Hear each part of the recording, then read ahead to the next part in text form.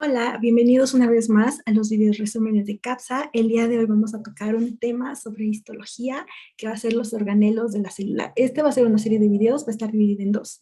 El día de hoy vamos a ver la primera parte que va a ser los organelos membranosos y en un próximo video tocaremos los organelos no membranosos. Vamos a tratar de que sea lo más corto porque podremos hacer un video de cada organelo, pero vamos a tocar los puntos más importantes y pues cómo es que principalmente se ve en el microscopio. Yo soy Alondra Duarte, soy parte del equipo de CAPSA y estudio la carrera de medicina en la Facultad de Estudios Superiores de Iztacala.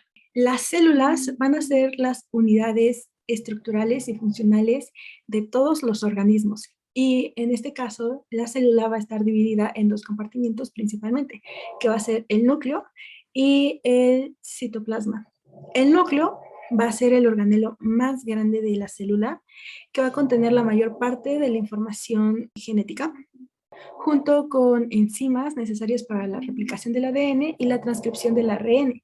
Por otra parte, el citoplasma, que es nuestro otro compartimiento, es el que va a contener a los demás de los orgánulos, junto con una matriz mitocondrial, donde se van a encontrar también macromoléculas, como los carbohidratos, los lípidos, las proteínas y los ácidos ribonucleicos.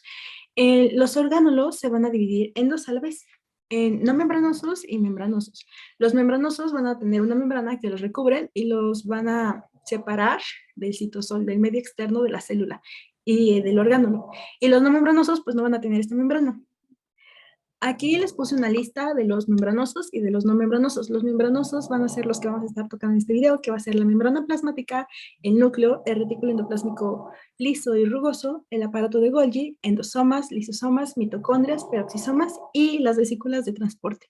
Por otro lado, están los orgánulos no membranosos, que vamos a tocar más a fondo en el próximo video, pero nada más los menciono porque es importante, que va a ser el nucleolo, el citoesqueleto, los centriolos, ribosomas y proteosomas. El primer organelo del que vamos a hablar va a ser la membrana plasmática. Esta va a ser una estructura formada por una bicapa lipídica que va a delimitar la célula. Es decir, que va a separar el medio interno, que va a ser el citosol, al medio externo o extracelular. Su tamaño va a ser de un espesor alrededor de 8 a 10 nanómetros y pues este va a cumplir con unas principales funciones, que va a ser delimitar, contener y proteger a la célula. Va a funcionar como una barrera de permeabilidad selectiva que va a favorecer el equilibrio iónico y que va a determinar la composición diferencial que existe en el citosol y en el medio extracelular. También va a llevar a cabo el transporte de solutos mediante una maquinaria proteica que va a funcionar como canales, poros, vesículas, que van a permitir el paso de sustancias del interior al exterior de la célula y va también a ser un medio de comunicación con otras células, ya que esta membrana pues va a tener receptores que van a reconocer ligandos específicos que le van a permitir actuar a la célula ante un estímulo. Su estructura va a estar dividida por dos principalmente, que van a ser los lípidos y las proteínas. Los lípidos van a ser de tres tipos: los fosfolípidos, el colesterol y los glucolípidos. Los fosfolípidos van a estar formados por dos cadenas de ácidos grasos.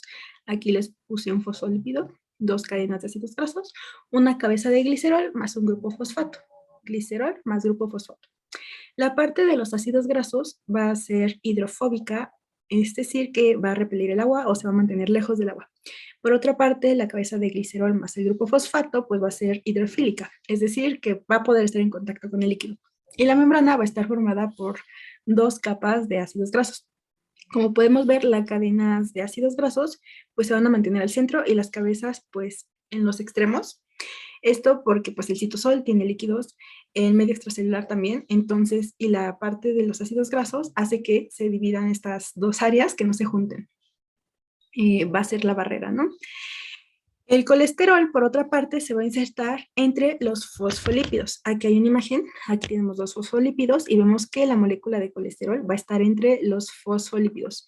Y los glucolípidos van a estar asociados a los carbohidratos formando glucolípidos. Ok. En cuanto a componentes proteicos, cabe mencionar que alrededor del 50% de la masa de la membrana plasmática va a estar formada por proteínas. Sin embargo, esta puede variar dependiendo del tipo de célula o de membrana de que estemos hablando. Por ejemplo, en las mitocondrias, la membrana de la mitocondria va a ser alrededor del 75% proteínas y en las vainas de mielina va a ser el 25% de la proteína, la masa. Y van a existir dos tipos de proteínas en nuestra membrana, las integrales y las periféricas. ¿Cuál es la diferencia? Las integrales van a atravesar nuestra membrana, como esta que tenemos aquí. Y las periféricas no, se van a quedar como en los extremos, ya sea en la parte del citosol o en la parte extracelular. ¿Cómo se van a ver nuestra membrana en el microscopio? Bueno, cabe mencionar que en la microscopía óptica no va a ser posible observar nuestra membrana porque es muy pequeña. Sin embargo, en la electrónica sí. Por ejemplo, en el microscopio electrónico de transmisión, o mejor conocido como MET, pues de qué se caracteriza, que van a ser imágenes en 2D y en una escala de grises. Se menciona que va a haber una zona electrodensa, una zona electrolúcida, es decir, pues que no se ve, y otra zona electrodensa. Entonces va a ser línea oscura, línea pues blanca que no se ve, línea oscura otra vez. En la primera imagen, en la imagen de la izquierda, podemos observar línea oscura, línea clara, línea oscura. Esa que está señalando la flechita como roja va a ser la membrana plasmática. En la imagen de la derecha tenemos una con mayor aumento donde se aprecia más esta diferencia de la zona electrodensa, electrolúcida y electrodensa. Pero también es posible observar la membrana plasmática en el microscopio electrónico de barrido. Aquí se va a necesitar una técnica especial que se va a llamar criofractura. ¿En qué va a consistir esta criofractura? Pues se va a congelar la célula. Una vez que se congela esta célula, pues se va a tratar de hacer un corte a la altura de la membrana. Y como ya mencionamos, la membrana va a estar formada por dos capas de fosfolípidos.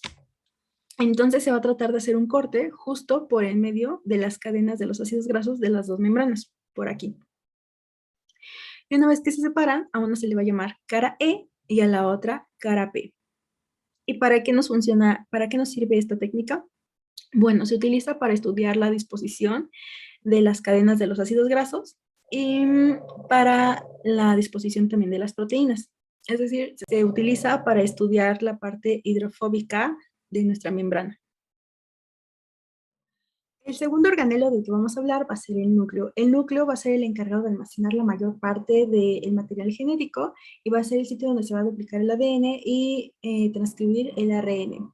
Va a ser el organelo más grande de la célula y por lo general va a ser esférico y va a estar en el centro de esta célula. Sin embargo, pues dependiendo del tipo de célula de que estemos hablando, esto va a variar. Aquí tenemos una imagen donde eso que mencioné, que es esférico y está en el centro, se cumple. Pero justo aquí tenemos una célula binucleada, es decir, que tiene dos núcleos. Aquí tenemos una típica célula que tiene el núcleo en forma de huso, que también está un poquito más a un costado.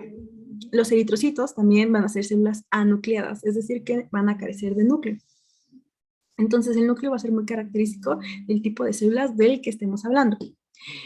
Su tamaño va a ser alrededor de 3 a 10 micrómetros y su estructura se va a dividir en envoltura nuclear, la cromatina, nucleoplasma y el nucleolo.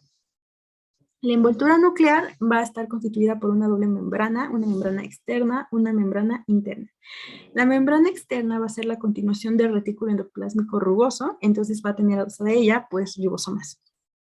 Y va a servir para que no se deforme ni se rompa nuestro núcleo. La membrana nuclear interna va a estar compuesta por láminas nucleares tipo AC, B1 y B2, que van a permitir el anclaje de las proteínas y de la cromatina a nuestro pues, núcleo. Ambas membranas, aquí está, la membrana externa con su ribosoma y la membrana interna. Lo amarillo, más oscuro, va a ser un espacio que va a existir entre las dos. Este espacio se le va a conocer como cisterna perinuclear. Y pues estas membranas van a sufrir de una interrupción que va a estar representada aquí con moradito, que van a ser los poros nucleares, que van a mediar el transporte activo de proteínas del citosol adentro del núcleo. Ahora vamos con la cromatina. La cromatina va a ser un material basófilo que está conformado por ADN y proteínas como las histonas y proteínas no histonas. Este se va a igual a dividir en dos, la heterocromatina y la eucromatina. La heterocromatina va a estar transcripcionalmente inactiva y se va a mostrar como cúmulos densos. Aquí está representado con amarillo, con lo rojo más oscuro, como un tipo vino. y aquí con lo morado más oscuro.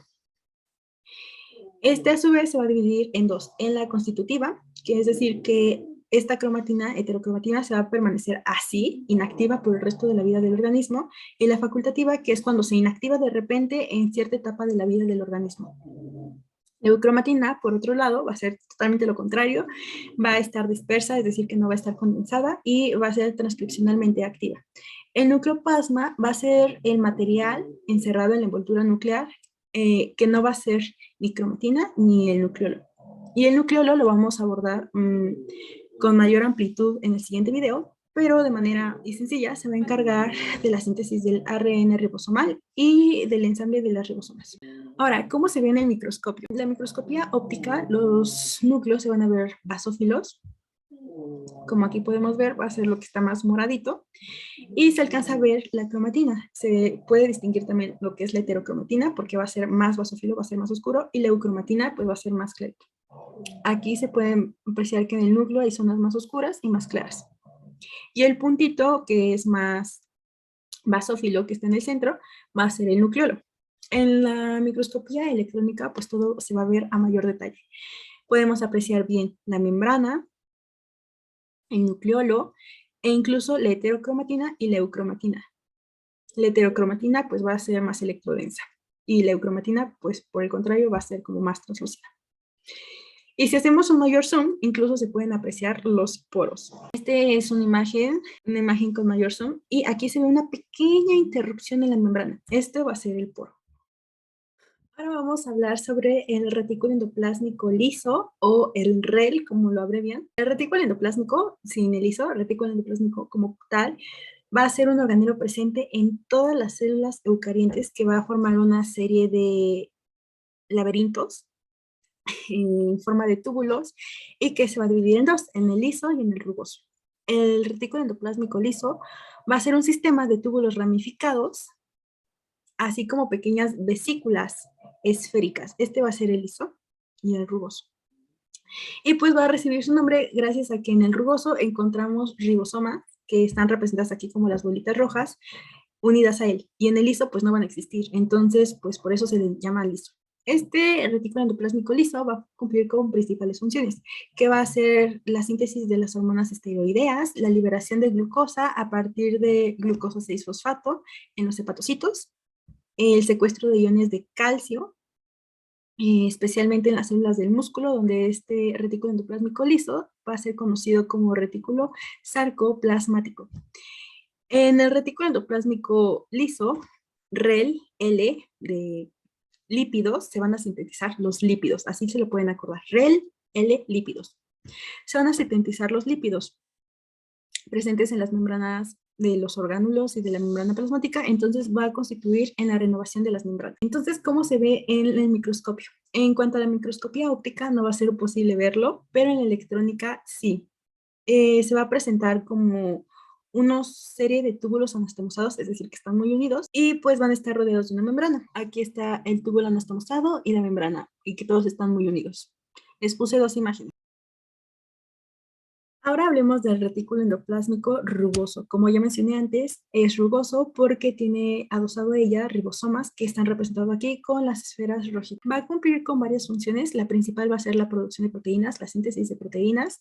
El retículo endoplásmico liso con L sintetizaba lípidos, y el RER con R va a sintetizar proteínas.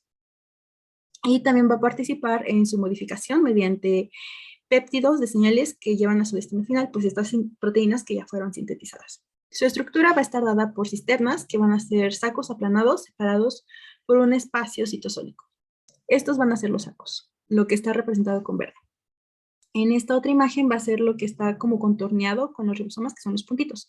Y la otra pues va a ser las ribosomas, que ya les mencioné, están representados con estos puntitos, y va a haber alrededor de 13 millones de ribosomas por célula. ¿Y cómo se ve en el microscopio? Bueno, el retículo endoplásmico rugoso no se va a ver a gran detalle en la microscopía óptica, pero sí se alcanza a distinguir.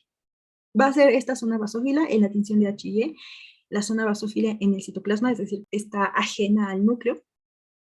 Y pues a estas zonas basófilas se le va a conocer como ergatoplasma de Garnier.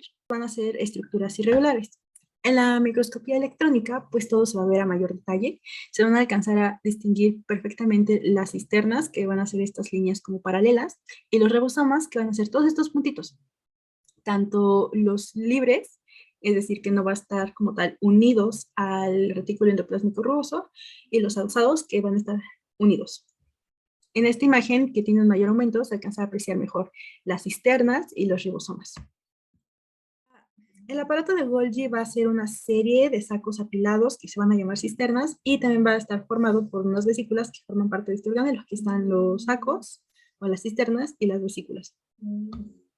Las cisternas van a tener un diámetro aproximadamente de 0.5 a 1 micrómetro y pues su principal función va a ser almacenar, madurar y producir sustancias como las proteínas que provienen del retículo endoplásmico rugoso y las hormonas que están hechas a base de colesterol, que el colesterol es un lípido, entonces provienen del retículo endoplásmico liso.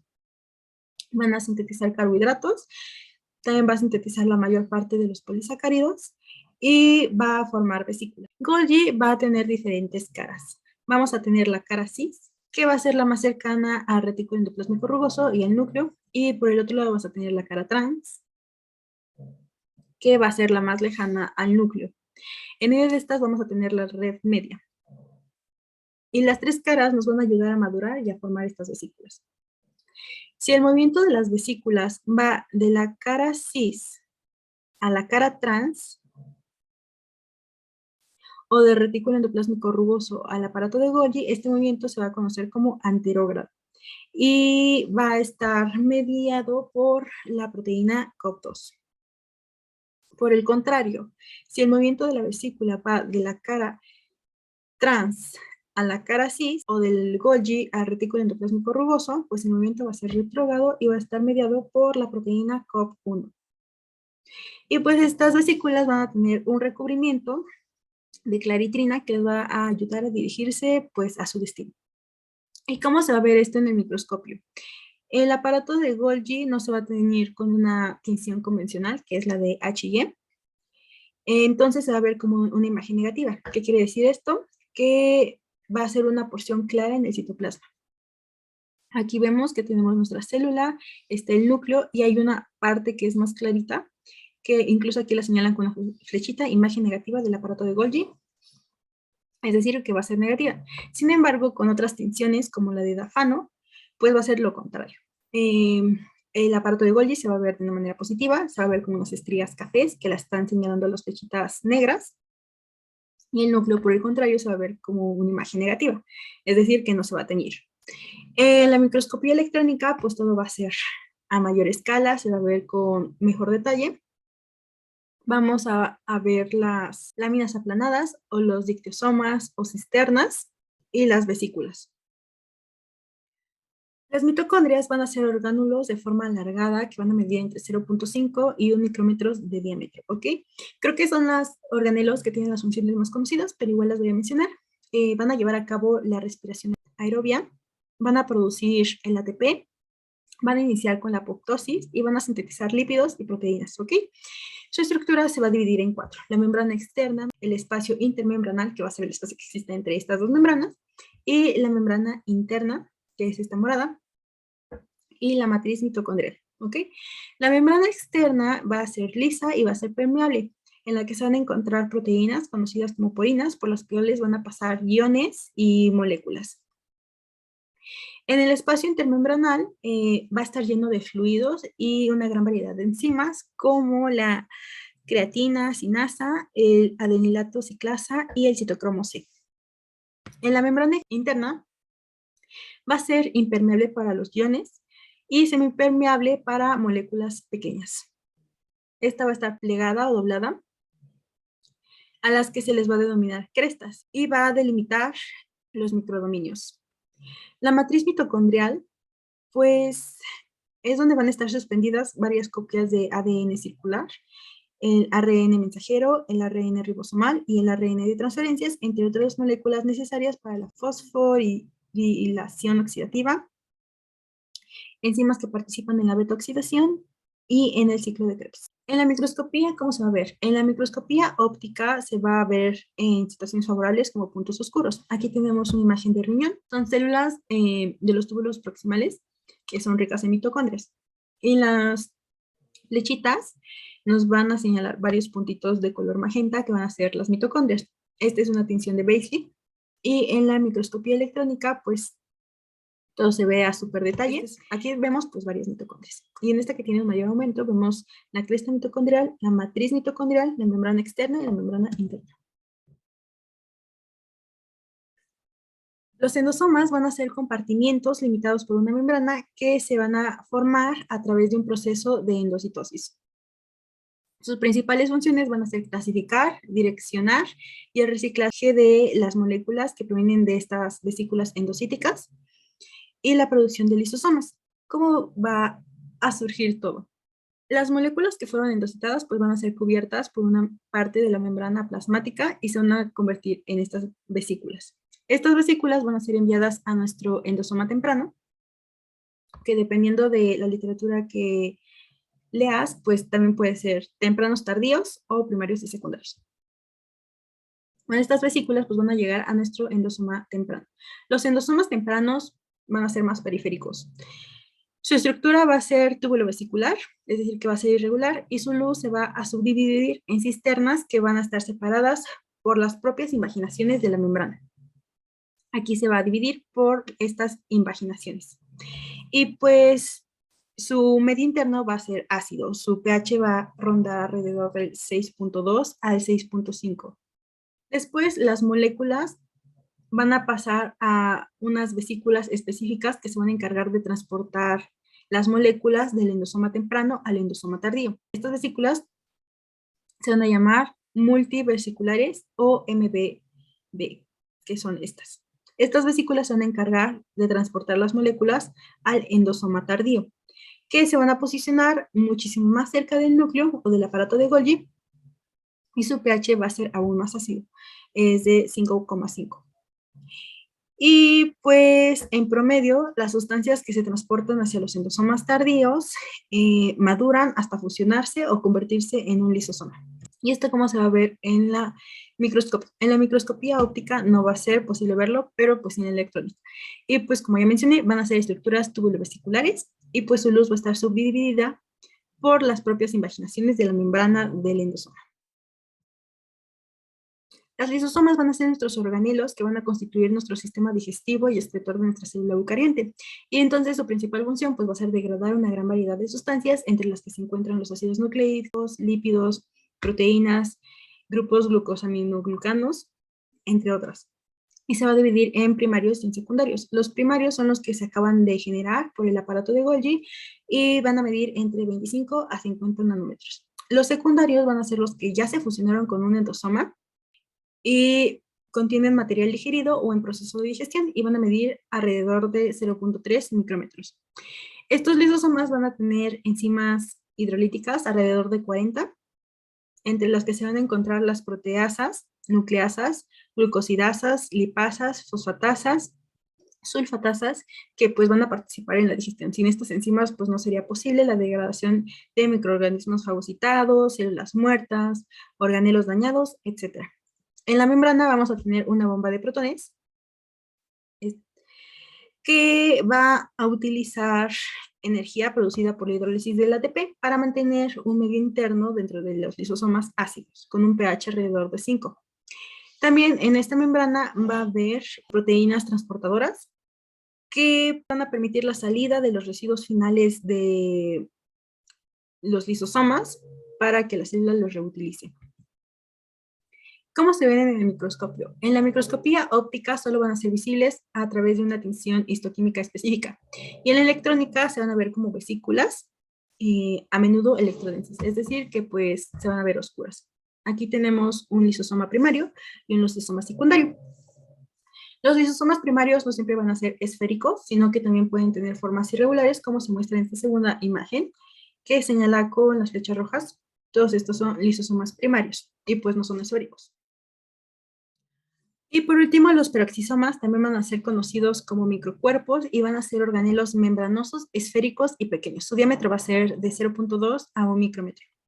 Van a tener un centro cristalino de enzimas oxidativas, van a tener alrededor de 50 enzimas oxidativas como el urato oxidasa, el glucolato oxidasa, catalasa y ácido de amino oxidasa. Y sus principales funciones van a ser participar en la beta-oxidación de los ácidos grasos, la síntesis de plasmalógenos, acetilcoenzima A, va a regular el contenido de peróxido de hidrógeno y va a participar en la detoxificación de los hepatocitos, convirtiendo el alcohol en acetildehído. ¿Y cómo se va a ver en el microscopio? En la microscopía óptica solo va a ser visible después de una tinción histoquímica especial para demostrar la actividad de las enzimas de la peroxidasa, como se muestra en esta imagen que se realizó en un frote sanguíneo. Y en la microscopía electrónica, pues se van a apreciar vesículas donde va a haber inclusiones cristaloides electrodensas, es decir, más oscuras, que va a ser esta. Y pues esta vesícula, este peroxisoma, se encuentra en el retículo endoplásmico rugoso. Aquí están las cisternas, que pueden ver, y los ribosomas. Y bueno, estas son unas de las bibliografías que yo ocupé, es el Ross, el Forstall y el Carr. Y la mayoría de las imágenes, bueno, la mitad son de los libros y la otra mitad es del Atlas que se encuentra online, abierto a todo público, que es de la Facultad de Medicina del Departamento de Biología Celular y Tisular. Voy a tratar de podérselos dejar en la cajita de descripción. Es una herramienta muy útil, no solo vienen los organelos, sino también vienen los diferentes tejidos y sistemas de las células. Vienen muchísimos ejemplos en diferentes tinciones, en diferentes microscopios, viene muy bien. Y pues si tienen alguna duda, ya saben, pueden encontrar a CAPSA en todas las redes sociales como @capsa_med, en Instagram, Facebook y YouTube y próximamente en TikTok. Y si tienen alguna duda más específica, también les dejo mi Instagram, que ahí está bajito. Y bueno, eso sería todo de mi parte, espero que les haya gustado. Y el siguiente video va a ser de organelos no membranosos, que se estará subiendo en los próximos meses.